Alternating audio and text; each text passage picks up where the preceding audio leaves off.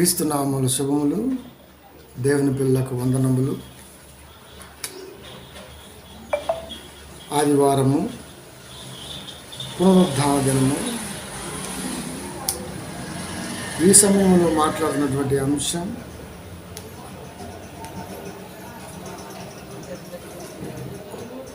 ప్రక్క దేవుళ్ళ క్రెడిట్ని యెహోవాకు ఆపాదించారట. పక్క దేవుళ్ళ క్రెడిట్ని యెహోవాకు ఆపాదించారట. ప్రశ్న వేయటానికి బుద్ధి ఉండాలి,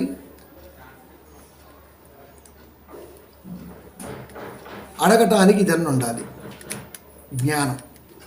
ఈ రెండు మీకు లేవు అని అర్థమైపోతుంది. ఒకటి అడుగుతాను, మీరు చెప్పండి. ఇంతకీ ఆ పక్క దేవుడు ఎవరు? పక్క దేవుల క్రెడిట్ యెహోవాకు ఆపాదించారు అన్నారు, బాగానే ఉంది. ఆ పక్క దేవుడు ఎవరు? అని పేరేంటి చెప్పు. ఎందుకు బైబిల్ బడి ఎప్పుడు చూసినా ఏదో ఒకటి అంటూ ఉంటారు? ప్రక్క దేవుళ్ళ క్రెడిట్ని యెహోవాకి ఆపాదించవలసిన అవసరం ఏంటి? పోనీ ఆపాదించిన వారెవరు? ఒకటి తేలాలి. ఆ పక్క దేవుళ్ళు ఎవరు? రెండు తేలాలి. నేను ఒక మాట చెప్పిన, మీలో ఉన్న లోపాలని, మీలో ఉన్న లొసుకుల్ని ఎవరైనా సరే ఎత్తి చూపిస్తే మీరు ఓర్చుకోలేరు. నిజం. ఎందుకంటే 16వ శతాబ్దంలో వేమన గారు ఉన్నారు కదా, యోగి వేమన గారు.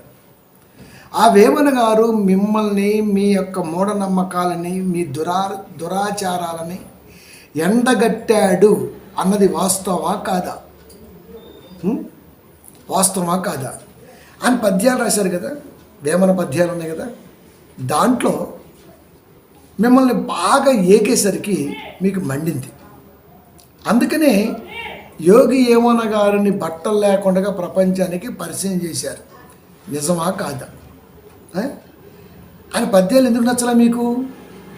శిలను ప్రతిమగా చేసి చీకటింటన్ బెట్టి మ్రొక్కవద్దు వెర్రి మూడులారా, జీవులందే గాని శిలలందు లేదయా, విశ్వదాభిరామ వినురవేమా. శిలను ప్రతిమగా చేసి చీకటింటన్ బెట్టి మొక్కవద్దు వెర్రి మూడులారా అన్నాడు. అంటే శిలకు మొక్కొద్దు, మొక్కేవాడు మూఢుడు అన్నాడు. జీవులు ఎందే ఉంటుంది కానీ శిల ఎందు ఉండదయ్యా అని చెప్పాడు. జీవం తప్ప. అందుకే మీకు కోపం వచ్చింది, అంతే కదా. ఇంకొక పద్యం ఉంది. రాళ్ళు తెచ్చి నరులు రమ్యమౌ గుడి కట్టి రాతి ప్రతిమను చేసే ఖ్యాతిగాను, దేవుడచ్చు మ్రొక్కి దీవించు పలుకునా, విశ్వదాభిరామ వినురవేమా. రాళ్ళు తెచ్చి నరులు రమ్యంగా గుడి కట్టారు, రాతి ప్రతిమను చేసి ఖ్యాతిగాను, దేవుడచ్చు మ్రొక్కు దీవించు పలుకునా, విశ్వదాభిరామ వినురవేమా. ఇది మీకు నచ్చలా? నచ్చిందా? ఎందుకు?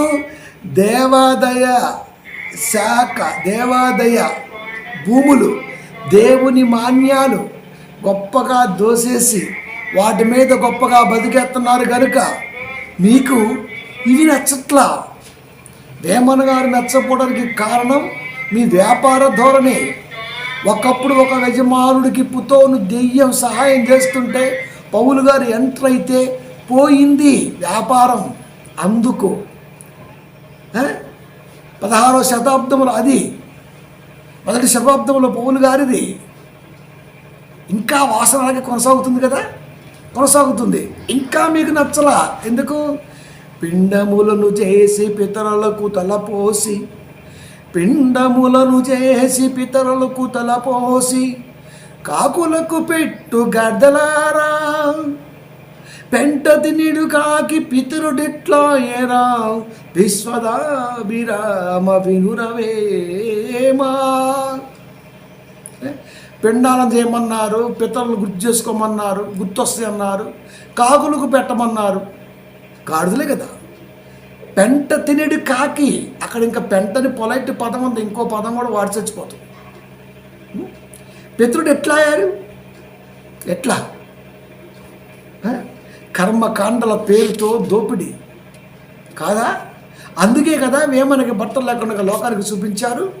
అంటే మిమ్మల్ని విమర్శిస్తే అది విమర్శ కాదు, అది నిజం. మీరు చేసేది ఖచ్చితం కాదని, అబద్ధమని, నిజం ఎలా ఉంటుందని చెప్పిన ప్రతి ఒక్కరిని మీరు ఏదో ఒక రకంగా అంటూనే ఉంటారు. అలా అంటూనే బైబిల్ మీదకి వచ్చి పడ్డారు మీరు.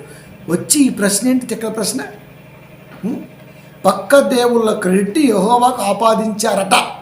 అట ఏంటి? క్లారిటీ లేదు కదా. ఎవడ పక్క దేవుడు? ఎవరు ఆపాదించింది? ఎవడు?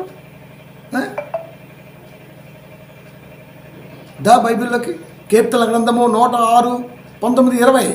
హోరేబుల వారు దూడను చేయించుకుని పోత పోసిన విగ్రహములకు నమస్కారం చేసిరి. దేవుని క్రెడిట్ని పోత పోసిన విగ్రహానికి ఆపాదించిన ఘనత ఒకనాటి వారిది. అంతేగాని దేవుడి ఘనతనే పోత పోసిన విగ్రహానికి ఆపాదించారే తప్ప పోత పోసిన విగ్రహంలో ఉన్నటువంటి మహిమను దేవుడికి ఏం ఆపాదించాల. అంటే ఇప్పుడు మీరు రివర్స్లో మాట్లాడారని నాకు అర్థమైపోతుంది. అంతే కదా? అంతే ప్రియమైన దేవుని పిల్లారా, అంతే కదా. ఐగుప్తు బానిస సంఖ్యలో తెంచి నడిపిస్తుంటే మార్గ మధ్యలో తన పిల్లలకి అవసరమని పదాజ్ఞలు ఇస్తానని సినాయి పర్వతం మీదకి మోషేని రమ్మంటే వెళ్ళిన మోషే 40 దినాలు 40 రాత్రులు అక్కడే ఉంటే ఇక రాడు పోయాడు అనుకొని కనీసం చుట్టను కూడా వెళ్ళకుండగా పోత పోసిన విగ్రహాన్ని చేసుకొని దేవుని క్రెడిట్ని దానికి ఇచ్చారే. దేవుడు రాసుకోలేదా? ఎప్పుడు మోసే కాలం, ఎప్పుడు కీర్తనాకారుడి కాలం. బాధ దేవుడిదే. మీరు అంటున్నారు కదా, మేము దాన్ని పూజిస్తాం, మొక్కను పూజిస్తాం, కుక్కను పూజిస్తాం, చెట్టుని పూజిస్తాం, పుట్టను పూజిస్తాం అని. ఎవడొద్దన్నాడు? మీరు పూజిస్తారని ముందే చెప్పాడు. చూస్తావా? రోమా 1:23. వారు ఇలాంటి వారే అక్షయుడగు దేవుని మహిమను క్షయమగు మనుషుల యొక్కయు, పక్షుల యొక్కయు, చతుష్పాద జంతువుల యొక్కయు, పురుగుల యొక్కయు ప్రతిమా స్వరూపముగా మార్చిరి. దేవుడికి ఏ రూపాన్నిచ్చారు? మీరేమంటున్నారు? మేము రాయిని మొక్కుతూ నొప్పి నీకేంటి? చెట్టు మొక్కుతూ నొప్పి నీకేంటి? కుక్కను మొక్కుతూ నొప్పి నీకేంటి? నువ్వు రాయిని మొక్కుతావో, రప్పను మొక్కుతావో, చెట్టును మొక్కుతావో, పుట్టను మొక్కుతావో, మరొకటి మొక్కుతావో, మాకేంటి నొప్పి? నువ్వు మొక్కుతావని ముందే చెప్పాడు లేదా? చెప్పాడు కదా. అదే కదా మేము చెబుతుంది. నువ్వు మొక్కినందుకేమనో, నీ ఇష్టం. నీకు ఎవడు చెప్తాడు? ఎవడు చెబితే మాత్రం వింటావు? ఎవడు చెబుతాడు? ఎవడు చెబితే వింటావు నువ్వు? సృష్టికర్త చేసిన సృష్టాన్ని మొక్కటం, సృష్టికర్తను మొక్కటం అనుకుంటే నీ ఎంత బ్రతకోడు ఇంకోడు ఉంటాడా? ఆలోచించు. పక్షుల యొక్కయు, చతుష్పద జంతువుల యొక్కయు, పురుగుల యొక్కయు, క్షయమగు మనుషుల యొక్కయు ప్రతిమా స్వరూపంగా మార్చిరి. మీరు పూజించే దేవుళ్ళలో కొందరు మనుషుల ఆకారంలో ఉన్నారు, కొందరు పక్షుల ఆకారంలో ఉన్నారు, కొందరు చతుష్పాద జంతువుల ఆకారంలో ఉన్నారు, కొందరు పురుగుల ఆకారంలో ఉన్నారు. మీరు దేన్ని వదిలేశారు? సృష్టిని కలిగించిన దేవుణ్ణి పక్కన పెట్టి, సృష్టికర్తను పక్కన పెట్టి, సృష్టికర్త కలిగించిన సృష్టిలో దేవుడు కలిగించినటువంటివి, కన్నటువంటివి, కలుగు కాక అంటే కలిగినటువంటి వాటిని పూజిస్తూ ఇదే దేవుడిని జనాలను నమ్మించే ప్రయత్నం చేస్తున్నారే. మీరు దేవుడి మహిమను, క్రెడిట్ని వాటికి ఆపాదించారు. వాటి మహిమ దేవుడికి ఏంది ఆపాదించలా? ఎవరో ప్రశ్న రివర్స్ వేశారు. ఎంత తెలివిగా మీరు! కాదా అంట సృష్టికర్త. అవునా కాదా? యెషయా గ్రంథము 40:21. మీకు తెలియదా? మీరు వినలేదా? మొదటి నుండి ఎవరు మీతో చెప్పలేదా? భూమిని స్థాపించుటను బట్టి మీరు దాన్ని గ్రహింపలేదా? సృష్టికర్త భూమిని కలిగిస్తే భూమి మీద ఉన్నాయే కదా చతుష్పద జంతువులు, పురుగులు, పక్షులు, క్షయమగు మనుషుల యొక్క ప్రతిమ స్వరూపాలు. వీటిని దేవుడికి ఆపాదించి దేవుడి మహిమనే వీటికి పంచి వీటికేదో మహిమ ఉన్నట్టుగా వీడికేదో మహిమ ఉన్నట్టుగా ఈ మహిమను యెహోవాకు ఆపాదించారని క్షుద్ర ఆలోచన చేసినటువంటి దౌర్భాగ్యపు మనస్తత్వం మీది. అది మరలా అడుగుతున్నా, అంత క్రెడిబిలిటీ ఉన్నటువంటి అంత క్రెడిట్ ఉన్నటువంటి దేవుడు ఎవడి దేవుడి క్రెడిట్ని యెహోవాకు ఆపాదించారు, ఆ దేవుడి పేరు కావాలి. ఆపాదించిన వాడు ఎవడో వాడు కావాలి. ఇవ్వగలరా? ఇస్తే లాగుతా. బొక్కలో పెట్టి చెయ్యి బయటికి లాగితే మొత్తం నిజాలు వచ్చేస్తాయి. ఉపనిషత్తులు, పురాణాలు, గ్రంథాలు, గాథలు ఏమి రాసుకున్నావో అన్నిట్లోంచి లాగుతా. చెప్పాలి. ప్రశ్న ఏంటి? ఈజీయే. ఆ దేవుడు ఎవడు అప్పగించాడు? ఆ క్రెడిట్ ఎవడ ఆపాదించాడు? చెప్పు. భూమిని స్థాపించిన దేవుడు, భూమి మీదే కదా ఇవన్నీ ఉన్నవి. సృష్టికర్తను పక్కన పెట్టి సృష్టాన్ని పూజిస్తూ తిరిగి మరలా రివర్స్. అందుకే మాకు జాగ్రత్త చెప్పాడు. చూస్తావా? ద్వితీయోపదేశ కాండము 4వ అధ్యాయము 16 నుంచి 19 వరకు. కావున మీరు చెడిపోయిన మనసు ఉంటేనే ఇలాంటి తలంపులు వస్తాయి, మామూలుగా రావు. భూమి మీదనున్న ఏ జంతువు ప్రతిమనైనను, ఆకాశమందు ఎగురు రెక్కల గల ఏ పక్షి ప్రతిమనైనను, నేల మీద ప్రాకు ఏ పురుగు ప్రతిమనైనను, భూమి మీదనున్న నీటి అందరి ఏ చేప ప్రతిమనైనను, భూమి క్రిందనున్న నీటి అందలి ఏ చేప ప్రతిమనైనను, ఆడు ప్రతిమగాను మగ ప్రతిమగాను ఏ స్వరూపమును కలిగిన విగ్రహమును మీ కొరకు చేసుకొనకుండునట్లును, ఆకాశం వైపు కన్నులెత్తి సూర్యచంద్ర నక్షత్రములైన ఆకాశ సైన్యమును చూసి మరులు కొల్పబడి నీ దేవుడైన యెహోవా సర్వ ఆకాశం కిందనున్న సమస్త ప్రజల కొరకు పంచిపెట్టిన వాటిని పూజించకూడనట్లు మీరు బహు జాగ్రత్త పడుడి. భూమి పైన ఉన్నటువంటి ప్రతిదీ కూడా మా కొరకు దేవుడు పంచిపెట్టాడు. మేము దాన్నే ఫాలో అవుతాం. అది మాకు మ్యాండేటరీ. బైబిల్లో రాయబడ్డ మాట మాకు మ్యాండేటరీ. సృష్టికర్తను పూజిస్తాం, సృష్టాన్ని కాదు. నీకేంటి నొప్పి? ఇది మాకు తగులుతుంది. మరి తగలదా? నీది అనుకుంటే తగులుద్ది. నీదా అంట. నీదా? ప్రజల కొరకు పంచిపెట్టిన, ప్రజల ఎదుగుదలకు, ప్రజల జీవన విధానం కొనసాగడం కొరకు దేవుడు వీటిని మాకు ఇస్తే వీటిని ఈ రోజున మీరు దేవుళ్ళుగా పూజిస్తున్నారు. సూర్య భగవానుడు అంటున్నావు. సూర్యుడు గోళం కదా, చదువుకోలే, స్కూల్కి వెళ్ళను. సూర్యుడు గోళం. సూర్యుని భగవంతుని చేశావు. సూర్యుని కొడుకుగా యముణ్ణి క్రియేట్ చేశావు. యమధర్మరాజు ఎవరినైనా ఏమని రాసుకున్నావు? మరి తల్లి ఎవరినైనా తల్లి పేరుందా? లేకపోతే ఇప్పుడు అడిగాను కాబట్టి ఇంకేమన్నా ఎక్కడితో కలపచ్చి పెట్టేస్తావా? సూర్యుడు భార్య ఎవరు? చంద్రుడా? ఇక చంద్ర ఉంటే అమ్మ అయిపోద్దా? బుర్ర తక్కువ ఆలోచన చేస్తుంది మీరు. సూర్యుడు గోళం, చంద్రుడు గోళం, పెద్ద గోళం, చిన్న గోళం. పగటిపూట సూర్యుడు రావాలి, డి విటమిన్ ఉండాలి, మొక్కలు మనుషులు బ్రతకాలి. సాయంత్రం పూట కష్టపడ్డ తన పిల్లలు సుఖంగా నిద్రపోవటం కొరకు చంద్రుడు చల్లటి వాతావరణాన్ని క్రియేట్ చేస్తాడు కాదా? సూర్యుడు స్వయం ప్రకాశిని, నక్షత్రాలు స్వయం ప్రకాశిని. చంద్రుడు ఆధారపడతాడు. చదువుకోలేదా? చంద్రుడు గోళం అయితే, దేవుడు కలిగించిందైతే దాన్ని కూడా దేవుడు అంటాం ఎంతవరకు సబబు? నేను అంటా, నా ఇష్టం. ఎవడొద్దన్నాడు? మేము గోళం అని చెబుతున్నాం. నీ పుస్తకాలు అదే చెప్పారు కదా. స్కూల్కి పోలే, చదువుకోలే, ఎగ్జామ్లో రాయలే. చంద్రుడు ఎవరని రాశావు నువ్వు? చంద్ర భగవానుడు రాశావా? వినేవాడు వెర్రిపప్పు అయితే చెప్పేవాడు ఇంకేదో అయిందంట. కల్పితాలతో మీ బుర్రలని పాడైపోయాయి. అడగడనే ఎవడో నోటుకొచ్చినట్టుగా మాట్లాడుతూ ఉంటారు. అది నోరా డ్రైనేజా? బైబిల్ మీదకి వచ్చేటప్పుడు జాగ్రత్త. నాలంటాడు క్వశ్చన్ ఇస్తాడు. అవి మాకు పంచిపెట్టాడు దేవుడు. పంచిపెట్టిన వాటిని మేమెందుకు దేవుళ్ళు అంటాం? ఎందుకంటాం మేము? నువ్వంటే అనాలని రూల్ ఉందా? నీకంటే బుర్ర లేదు, బుర్ర తక్కువడివి, నువ్వు అంటావు. మేమెందుకంటాం? ఈ సృష్టిని దేవుడు మాకు కానుక ఇచ్చాడు. ఈ సృష్టిలో ఉన్న ప్రతిదీ దేవుడు మా కొరకు పంచిపెట్టాడు. మేము సృష్టికర్తను పూజిస్తాం. రాయిని, రప్పని, కొండను పూజించం మేము. ఇప్పుడు నువ్వు పూజిస్తే మేము పూజించాలా? అంటే నువ్వు పూజించి నీ పూజించకపోతే మేము మతోన్మాదులమా? క్రైస్తవ్య మాఫియా అంట. నీ అయ్యా క్రైస్తవ్య మాఫియా ఏంట్రా? మీరు మతోన్మాదులను పెట్టుకొని మత ఉన్మాదం ఎక్కువైపోయింది మీకు. నిజాన్ని స్వీకరించిన వాడు మతోన్మాది మీరు, క్రైస్తవులు కాదు. నిజం ఎప్పుడు ఎలా ఉండాలి? నిజంగానే ఉండాలి. తరాలు గడిచినా, యుగాలు గడిచినా నిజం అనేది నిజంలాగే ఉంటుంది. నిజం ఎప్పుడు అబద్ధం అవ్వదు. సృష్టాన్ని పూజించి సృష్టిలో ఉన్న ప్రతిదాన్ని దేవుడిని చెప్పుకునే మీరెక్కడ? సృష్టికర్తని మాత్రమే దేవుడిగా కొలిచి మేమెక్కడా?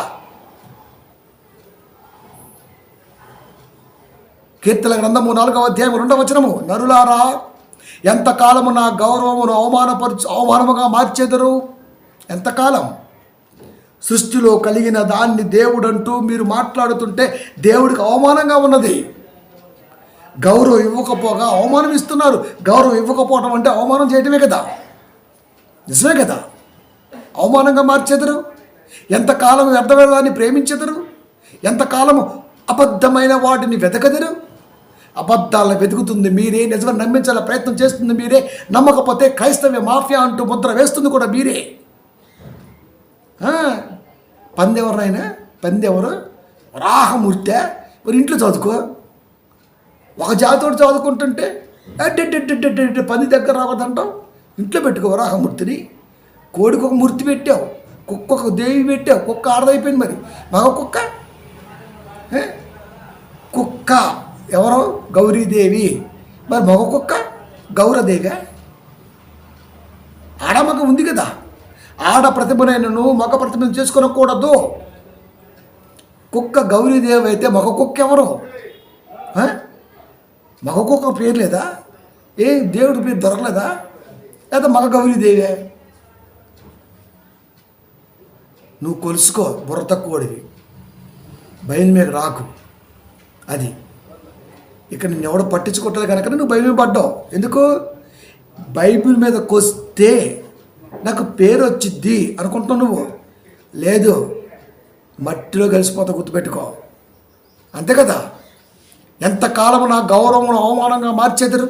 ఎంతకాలము వ్యర్థమైన దాన్ని ప్రేమించెదరు? ఎంతకాలము అబద్ధమైన వాటిని వెతకెదరు? దేవుడి బాధ అది. అది బాధ కనపట్లేదా? దేవుడికి గౌరవం లేదు, అవమానం ఇస్తున్నావు, వ్యర్థమైన దాన్ని ప్రేమిస్తున్నావు, అబద్ధమైన దాన్ని వెతుకుతున్నావు. భూమి మీద నువ్వెంత, నీ బతుకెంత, నీ ఆయుష్కాలం ఎంత? గట్టిగా వాన తిట్లోంచి బయటికి రా నువ్వు. అవునా కదా? మరి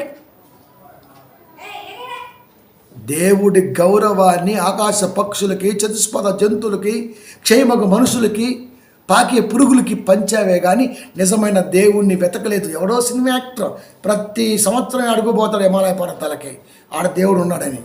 అది ఎంతమందికి ఇది అవుతుంది? అబద్ధమే కదా. దేవుడు ఆడెందుకుంటాడు? పైగా ఎండాకాలం ఎందుకుంటాడు? పితకాలంలో ఎందుకుంటాడు? ఇది ఎవడు ఆలోచించడు.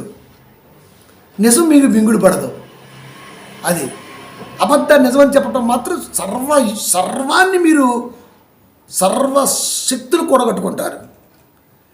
బైబిల్ మీద ఎప్పుడు మీ బతుకులు ఓడిపోవటమే తప్ప గెలవని మరొకసారి చెప్తున్నా. అదేదో ఛానల్ ఉందంట కదా, ఆ ఛానల్ తోపు ఉన్నట్టు కదా, ఆ తోపుకు పంపించింది. ప్రశ్నలు గట్టిగా వేయండి, మరి తిక్కలు ఏమాకండి. అర్థం పద్ధతి ప్రశ్నలు ఎత్తే ఎట్లా? నా దగ్గర బోళ్ళని ఉన్నాయి, తట్టుకుంటావు. నువ్వు ఎత్తే నీ గ్రంథాల్లో ఉన్న లొసుగులు, లొట్టలు, తొట్టలు మొత్తం ఉన్నాయి. చచ్చిపోతావు. బైబిల్లో ఉన్న స్త్రీలను అవమానపరుస్తున్నావు. బైబిల్లో ఉన్న స్త్రీలను అవమానకరంగా మాట్లాడుతున్నావు. యేసు పుట్టుకను అవమానకరం చేసి మాట్లాడుతున్నావు. యేసు మాటను అవమానపరుస్తున్నావు. ప్రతిదీ వక్రీకరిస్తున్నావు. నువ్వు వక్రీకరిస్తే, నువ్వు అవమానం చేస్తే చూస్తూ ఊరుకోడు ఎవడెక్కడ. తగిన సమాధానం చెప్పి నీ యొక్క తాడ తెగిద్ది నీకు. అదే కదా చెబుతున్నాడు చూడు, హోషేయ గ్రంథం 8:6. ఇది ఇజ్రాయేల్ వారి చేతి పనే కదా, కంసాలి దాన్ని చేసెను. బంగారు పని, వెండి పని కాదా? అది దైవము కాదు కదా. శంభులోను చేసుకున్నటువంటి ఈ దూడ చిన్న భిన్నములగును, అది బంగారము కాదు, అది దైవము కాదు కదా. దైవము కాదని దైవం చెబుతుంది. దైవం చెప్పిన మాటని ఎందుకు బైబిల్ దైవంగా నీకు నచ్చదు. అది బైబిల్ దేవుడు నీకు నచ్చడు, అసలు బైబిలే నచ్చదు. ఎందుకంటే బైబిల్లో లాగా ఇలా బ్రతకాలని చెప్పిన మాట నీ వల్ల కాదు. నువ్వు పత్యం చేసి బతకాలంటే కష్టమైద్ది, కొంపల ముంచైతే బాగా బతికేస్తాం. మరి అది బైబిల్ ఆడుంది ఏడుతుంది, ఆడ ఏమి లేదు, నీకు అర్థం కాదా అంతే. అందుకే నిందేస్తున్నావు. తీ, నీ దగ్గర ఎన్నోనిగా తీ, ఖచ్చితంగా సమాధానం చెప్తా. నువ్వు వక్రీకరిస్తే సరిపోతుందా? బొక్కలో లొట్టలో తర్వాత బోల్ని రొసుగులు నీ గ్రంథాల్లో ఉన్నాయి, మామూలుగా లేవు. చచ్చిపోతావు తీస్తే ఒక్కొక్కటి. ఓకేనా? దేవుడు రాళ్ళు ఎందుకుంటాడు, చెట్లు ఎందుకుంటాడు, కలిగించే జంతువులు ఎందుకుంటాడు? ఎక్కడున్నాడు దేవుడు? 2 కొరింథీ 6:18 నేను వారిలో నివసించి సంచరింతును, మనలో నుండి మనతో ఉండి మనలో ఉంటానని ఆయనంటే, నువ్వేమో మాలో వద్దు రాయిలో ఉండు రప్పలో ఉండు నేను అందులో చూసుకుంటావు నువ్వు అంటున్నావు. నువ్వు కలిగించిన రాయే, అవును, అయితే దేవుడైపోతాడా? దేవుడు కలిగించిన చెట్టే అయితే దేవుడైపోద్దా? దేవుడు కలిగించిన జంతువే అయితే దేవుడైపోతాడా? దేవుడైపోద్దా? దేవుడైపోతాయా? ఏం బుర్ర ఇది? ఇంత జ్ఞానం కూడా లేకుండా బతికేస్తున్నారు భూమి మీద.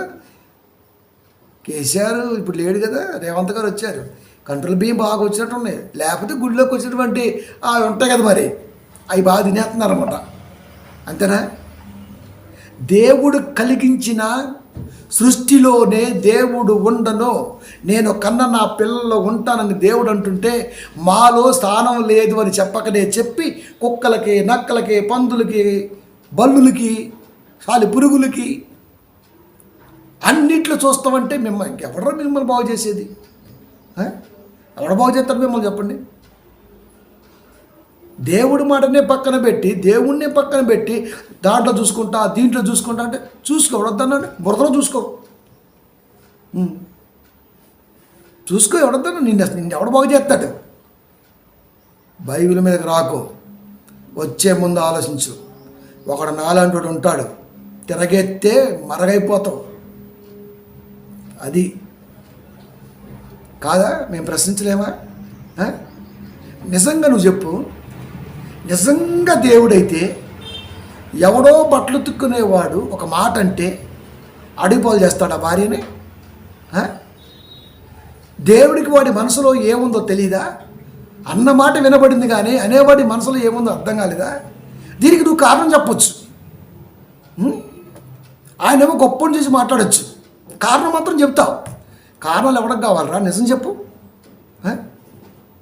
పార్వతీదేవి స్నానానికి వెళ్తూ ఒక బుడ్డోడిని పెడితే శివుడు వచ్చి వెళ్ళబోతుంటే పిల్లలోడు ఆపితే కోపంతో తల నరికేశాడు కదా.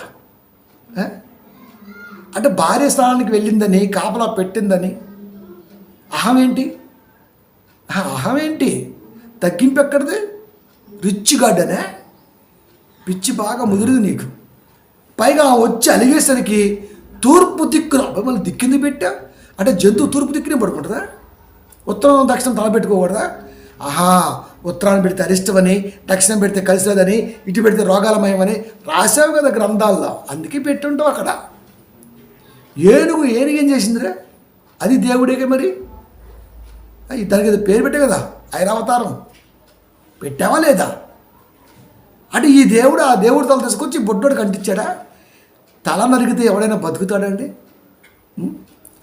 తల నరికిన తర్వాత బొట్లు వెళ్ళి మిగతా వాళ్ళు వెళ్ళి ఎక్కడెక్కడో వెతికి తూర్పు దిక్కును తలబెట్టి ఉన్న ఏనుగు నరికి తల తెచ్చేంత వరకు బతికాడా? ఒకవేళ అంతసేపే బతికితే అప్పుడే తల తీసి ఎక్కడ అంటియచ్చు కదా, మళ్ళీ ఆ తల ఎందుకు? తల నరికాడు, ఓకే, వచ్చింది, ఓకే, కావాలంది, ఓకే, అది తీసి అంటియచ్చు కదా. వీళ్ళు ఎక్కడి నుంచి వెళ్ళి దాన్ని వెతికి ఎక్కడెక్కడ ఉందో తెలుసుకోక మళ్ళీ తూర్పు దిక్కును పడుకుందాన్నే పట్టుకొని దాన్ని నరికి ఓహోం అంటూ పట్టుకొచ్చి అంటిస్తే దేవుడైపోయాడా?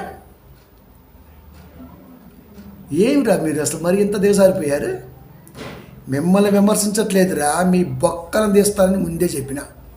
గుర్తుపెట్టుకో. ఇలా ఎన్ని ఉన్నాయంటావు? ఎన్ని ఉన్నాయి? 5 రోజు అడిగిపోయారు, ఒకరు తీసుకొచ్చారు, అమ్మా పండు దొరికింది అన్నారు, 5 పంచుకో అంది. అయిపోయిందా? 5 భర్త పంచాలి అయిపోయిందా? పంచాలి పంచభద్రిక అయిపోయిందా? పైగా ప్రతివత. బా, బైబిల్లోనేమో ప్రతివతలు లేరు. మరి 5 మొగుళ్ళకి పెళ్ళం, ఆమె ప్రతివత. మేము ఆమెను గౌరవిస్తాం, స్త్రీని గౌరవిస్తాం, నిన్ను మాత్రమే తాడదిస్తాం. ఏం రాసావు అక్కడ? ఇలా ఎన్నున్నాయి. పరిస్థితులు ప్రతికూలంగా మారినప్పుడు, తన బ్రతుకే అధ్వానమైనప్పుడు ఆమెను సైతం అమ్మ అని పిలిచిన ఘనత బైబిల్ది. అవమానపరుస్తున్నటువంటి నీచ నికృష్టపు బుద్ధి మీది. యేసు ఎక్కడా? యేసు ప్రేమ ఎక్కడా? యేసు ఉద్దేశం ఎక్కడా? అసలు యేసు అర్థమైతే ఈ పాటికి నువ్వు క్రైస్తవుడు అయిపోతావు. అర్థం కాలేదు కనుకనే నీ వ్యాపారం దెబ్బతింటుందని భయపడ్డావు కనుకనే ఇంత పాస్టర్ సంద కోసం పని చేస్తారా? మరి నువ్వు పిన్నం పెట్టి ఏం చేస్తున్నావు? పెళ్లి చేసి ఏం చేస్తున్నావు? పేర్లు పెట్టి ఏం చేస్తున్నావు? అదే కదా, అన్నప్రాసన నువ్వు చేస్తావు, బారసాల నువ్వు చేస్తున్నావు, పిండాకుడు నువ్వు పెడుతున్నావు, ఇవన్నీ నువ్వు చేస్తున్నావు కదా. నీకు పంచలు, ఆహా మేమేమో కానుకలు అంటాం, నువ్వేమంటున్నావు? నువ్వేం పెట్టావు? అదే కొత్తగా ఉంటుంది ఆ పేరు, ఏం పెట్టావు నువ్వు?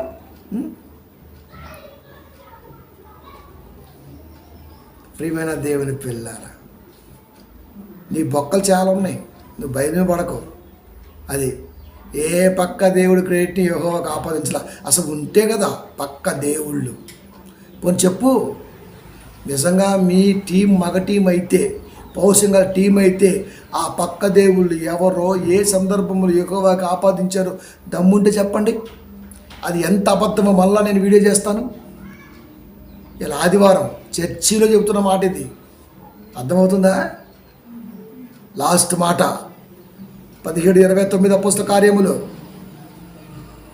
సంభావన గుర్తొచ్చింది.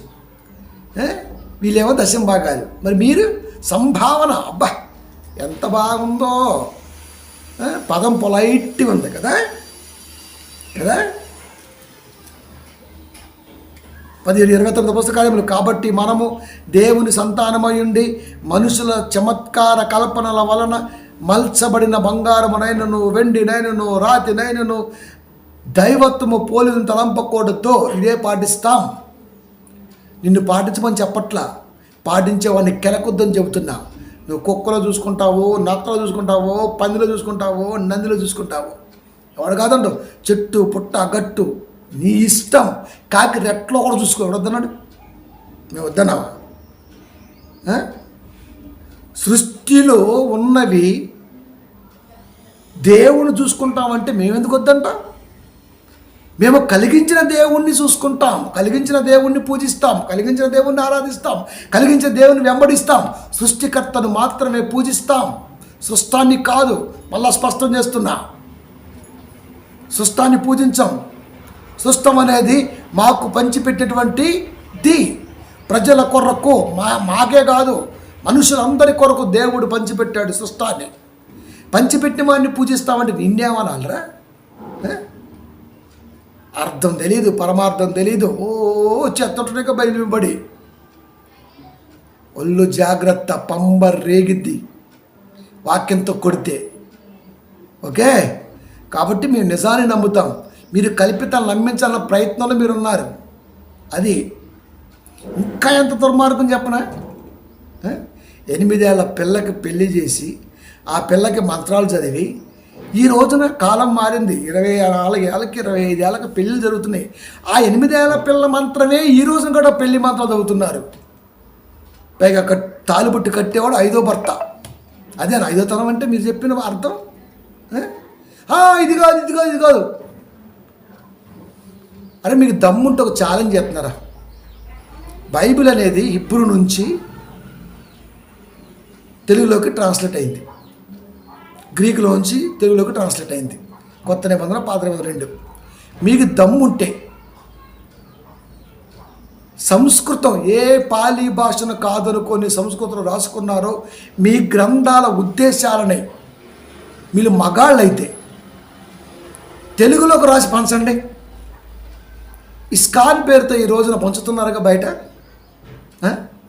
ఒక్కొక్క 250 350 పంచుతున్నారుగా. మేమేమో వీధి సువార్త చేస్తున్నామా? మరి మీరేం చేస్తున్నారు? ఇంత పెద్ద పెద్ద వేసేసుకొని పంచలు కట్టేసుకొని రోడ్ల మీద పడి తిరిగేస్తూ పంచేస్తూ మీ ఇష్టం అరుస్తున్నారు కదా. మరి మీరేం చేస్తున్నారు? ఏ క్రైస్తవుడైనా వాటిని వ్యతిరేకించాడా? అసలు ఇంకో మాట చెప్పనా, క్రైస్తవం చూస్తే మీకు ఉత్సపడుద్ది, బైబిల్ చూస్తే మీకు బ్రేక్ అవుద్ది. నిజమా కాదా? నిజమేరా, నిజమే నిజమే, అవునా కాదా? నిజమా కాదా? మేమేమనం, మా దగ్గర దమ్ముంది కాబట్టి. మీకు భయం ఎక్కువ, అందుకని మీకు ఉత్సపడుతుంది కాదా? మీకు దమ్ముంటే, మళ్ళా చెప్తున్నా, ఓపెన్ ఛాలెంజ్, మీకు దమ్ముంటే సంస్కృతంలో ఉన్న పదాలను తెలుగులోకి మార్చి రోడ్ల మీద పంచండి. తెల్లారే బతుకు కాదు కదా, చీపిరి కట్ట తిరగేసి చెక్కగాడితో సహా కొడతారు మిమ్మల్ని. అంత దుర్మార్గంగా ఉన్నాయి అర్థాలు. బైబిల్ దమ్ముంది కాబట్టే ఇబ్బరు నుంచి, గ్రీకు నుంచి తెలుగులోకి ట్రాన్స్లేట్ అయింది. అర్థం కాలేదు కనుకనే ఈరోజు నువ్వు అపార్థం చేసుకొని సొల్లోగుడు అవుతున్నావు. అందరు పాస్తర్లాగా వదిలేస్తా అనుకున్నావా? నీ బొక్కలో నీకు తెలియకుండా ఏలిపెట్టి మొత్తం కుట్లేత్తలాగి గుర్తుపెట్టుకో. వీడెవడంట 26 ప్రశ్నలు పెట్టుకుని తిరిగేస్తున్నాడు. ఎవడీడు? ఈ ప్రశ్నలేనా? ఆడికి చెప్పు, దమ్మున్న ప్రశ్న ఒకటి మనం, అది పనికిమాలిన ప్రశ్నలు అన్నీ. కాబట్టి మనుషుల మధ్య మానవ సారాన్ని బైబిల్ అనేది స్థిరపరిచింది. మత సామరస్యం అనే పదాన్ని మీరు సృష్టించుకొని మనుషుల మధ్య విద్వేషాలు రెచ్చగొడుతున్నారు. మంచి పద్ధతి కాదు. క్రైస్తవుడితో పెట్టుకో మాకు, అదే.